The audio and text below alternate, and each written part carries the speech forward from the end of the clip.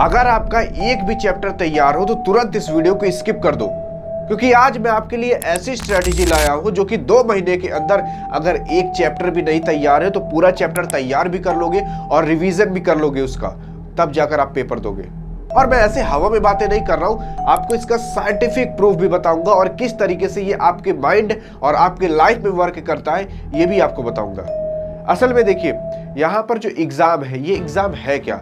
आपके एग्जाम का date sheet भी आ गया होगा और उस डेट शीट के अंदर आपको पता ही होगा कि 15 फरवरी से आपके एग्जाम स्टार्ट है।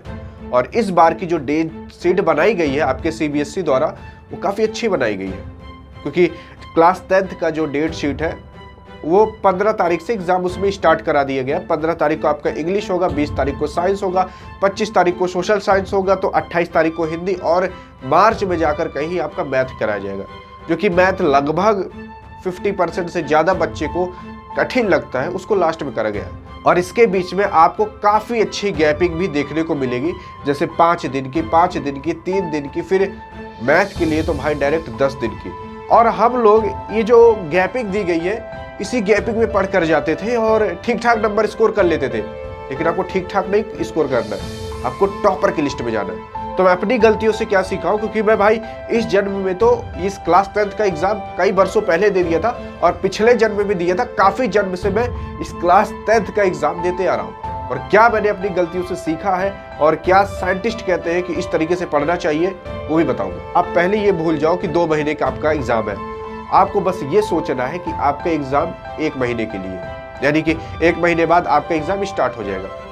जब आप किसी भी चीज का टाइम ड्यूरेशन कम कर देते हो, तब आपकी बॉडी उसी तरीके से वर्क करने लगती है जैसे कि लगेगा उसे कि भाई 1 ही महीने बाद एग्जाम है। ये मेरा नहीं, ये एलॉन मस्क का कहना है, जो कि दुनिया का सबसे बड़ा और सबसे रिचेस्ट आदमी है।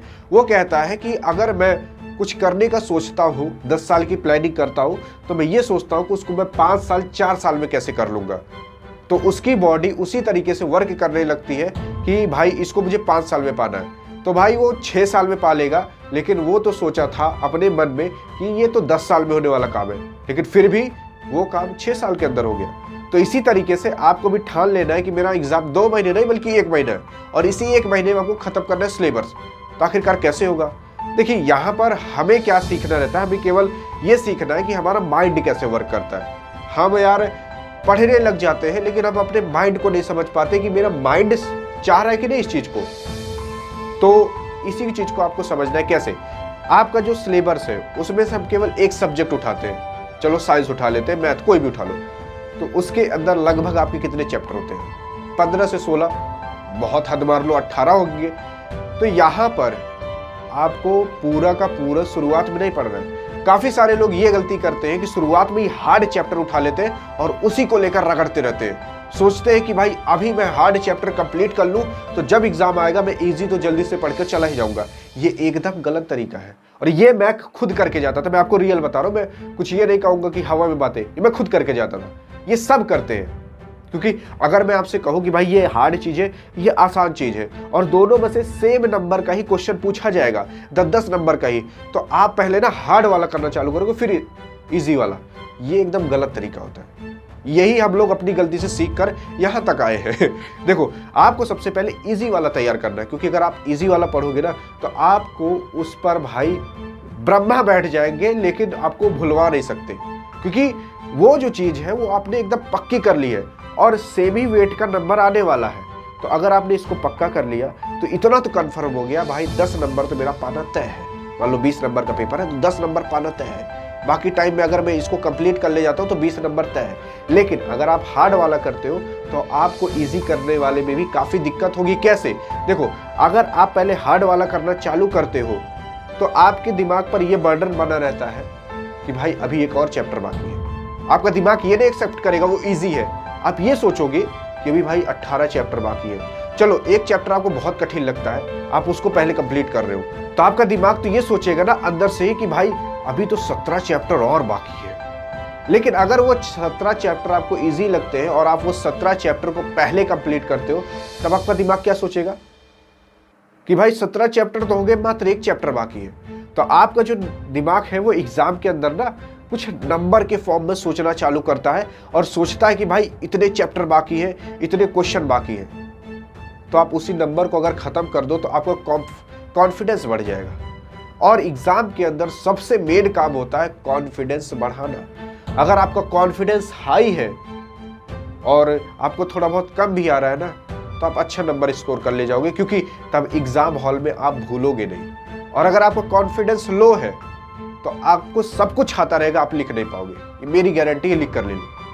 देखो आपको पढ़ना कैसे, सबसे पहले मान लेते हैं आपके 18 चैप्टर हैं, किसी में भी, क्या पता कम हो, 16 हो, 14 हो, 18 हम ज़्यादा से ज़्यादा ले रहे हैं। आपको क्या करना है, आप सिंपल सा जाओ।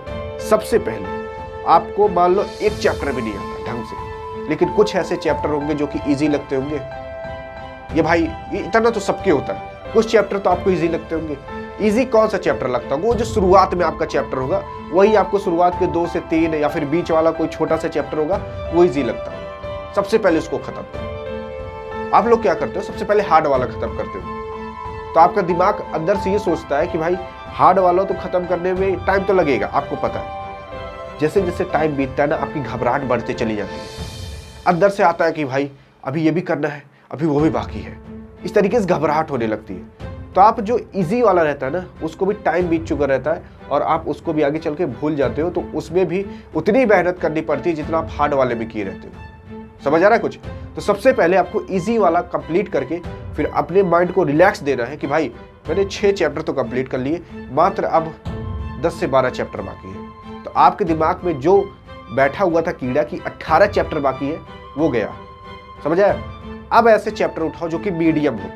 मीडियम मतलब आपको जो थोड़े बहुत आते हो, ज़्यादा कुछ ना आता हो, बस चैप्टर के बारे में पता हो कि भाई चैप्टर में ये है, कुछ कॉन्सेप्ट पता हो, बस इतना। इसको मीडियम कहते हैं।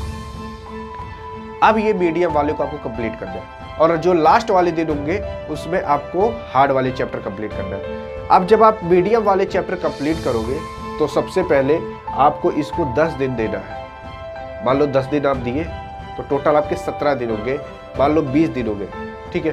तो आप इतने में अगर मीडियम वाले 5 से 6 चैप्टर भी कंप्लीट कर लेते हो तो आपके टोटल 10 से 12 मान लो 13 चैप्टर हो गए। अब बाकी आपके 5 से 6 चैप्टर। अब 5 से 6 चैप्टर है, अगर आप उसको 10 दिन में 15 दिन में भी खत्म करते हो, काफी है। सोच सकते हो अभी भी आपके पास 10 से 15 दिन बाकी है, आपका 1 महीना खत्म। लेकिन अब आप खुद सोच कर देखो, मैंने आपको क्या कहा था, हमने 1 महीना माना है, रियल में तो 1 महीने में नहीं है पेपर आपका तो 2 महीने बाद पेपर है ना। अब आपके पास पूरा 1 महीना बचता है रिवीजन करने के लिए। लेकिन अगर मान लो आपसे उस 1 महीने में नहीं हो पाता, 40 दिन में तो होगा। 1 महीने में 30 दिन होते हैं, 40 दिन में होगा, फिर भी 20 दिन बचते हैं रिवीजन करने के लिए। देखो यहाँ पर कोई भी चैप्टर आसान या कठिन नहीं होता, मैं आपको रियल बता रहा हूँ। ये हमारा केवल माइंड एक्सेप्ट करता है, जो कि हमें शुरुआत से बताया आया जा रहा है कि भाई ट्रिग्नोमेट्री कठिन होती है। समझ आ रहा है? ट्राइंगल चैप्टर कठिन होता है, ये शुरुआत से हमें बताया जा रहा है, ऐसा नहीं होता। अगर ट्रिग्नोमेट्री के चैप्टर को आपको शुरुआत में पढ़ाया गया होता और आप सालों से उसको शुरुआत से पढ़ते आते तो आपको ईजी लगता। समझ आ रहा है? ईजी इसलिए लगता क्योंकि जो चीज हम शुरुआत में पढ़कर, यार भाई जो सालों से पढ़ते आ रहे हो, वो आपको ईजी नहीं लगेगा। यार भाई आप ना चाहते हुए भी आप उसको पढ़ते रहते हो, और जो चैप्टर लास्ट में होते हैं वही आपको कठिन लगते हैं, क्योंकि आप उसको पढ़े हुए ज़्यादा दिन नहीं हुआ रहता, तो आप उसके साथ उतने घुल मिल नहीं पाते। तो एग्जाम में अच्छा करने का मतलब ये है कि सबसे पहले अपने ऊपर से ये नंबर का बर्डन हटा देना है कि भाई मुझे अभी 10 चैप्टर 15 चैप्टर तैयार करने। इजी चैप्टर खत्म करके उसको साइड में करो और फिर मीडियम वाले, फिर हार्ड वाले। हम लोग उल्टा करते हैं, पहले हार्ड वाला, फिर मीडियम वाला, फिर इजी वाला। इसी का बस आपको उल्टा कर देना है। यही चीज़ साइंटिफिक प्रूवन है कि अगर आप अपने ऊपर से बर्डन हटा दोगे तो कठिन वाला भी आपको आसान लगने लगेगा, क्योंकि तब आपका माइंड फ्री हो जाएगा। देखो लास्ट में लोग क्या करते हैं कि सोचते हैं कि भाई चलो भाई मैथ का तो हमने एक चैप्टर कंप्लीट कर दिया, रील्स देख लेते हैं। अभी ये जो रील्स आया है इस दुनिया के अंदर, ये सबसे खतरनाक चीज़ है। मान लो न्यूक्लियर वेपन से भी खतरनाक आपका ये रील्स वेपन है। रील्स क्या करता है आपके माइंड में, आपके दिमाग में एक हार्मोन रिलीज करता है जिसका नाम रहता है डोपामीन हार्मोन। ये डोपामीन हार्मोन आपको अच्छा फील कराता है।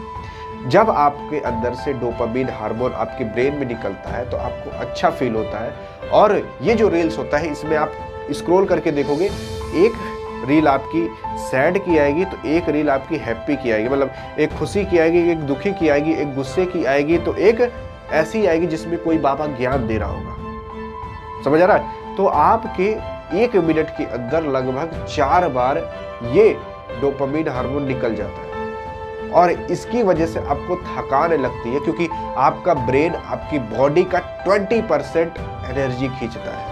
और अगर आप इतनी तेजी से अपने ब्रेन में डोपामिन हार्मोन निकलवाओगे तो आपका ब्रेन काफ़ी ज़्यादा एनर्जी लेगा। तो आप सोचते हो कि मैं चलो रिलैक्स कर लूँ, थोड़ा रील्स देख लूँ, तो आप कभी भी उठ कर देखना, जब भी आप रील्स देखकर उठते हो ना तो आपको ज़्यादा थकावट महसूस होगी। आप एक बार 1 घंटे के लिए रील्स देखो और 1 घंटे के लिए आप जाकर दौड़ कराओ, थकावट आपको ज़्यादा रील्स देखने में लगेगी। ये आप विश्वास मान लो।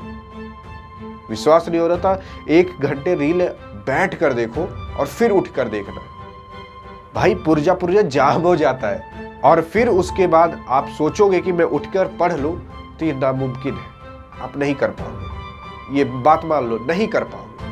ये नहीं कर पाओगे शब्द बहुत गंदा है, लेकिन यहां पर यूज करना पड़ेगा। तो आपके हाथ में है कि किस तरीके से आप इस एग्जाम को फोड़ कर आते हो, बताना जरूर। बाकी अगर आप चाहते हो, ऐसे काफ़ी सारी और साइंटिफिक प्रूवन स्ट्रेटजी है जो कि आपको 1 हफ्ते 1 महीने में पूरा सिलेबस कंप्लीट करा सकती है। कहोगे तो मैं बना दूंगा। बाकी पहले इसको फॉलो करो, इस पर इम्प्लीमेंट करो, तब आगे देखा जाएगा। क्योंकि आप इधर ही पूरा सिलेबस कंप्लीट कर दोगे तो काफ़ी अच्छा रहेगा, उधर आपको रिवीजन करने का मौका मिल जाएगा। और आपके पेपर में काफ़ी सारे गैप भी दिए गए, अच्छे खासे गैप दिए गए इस बार।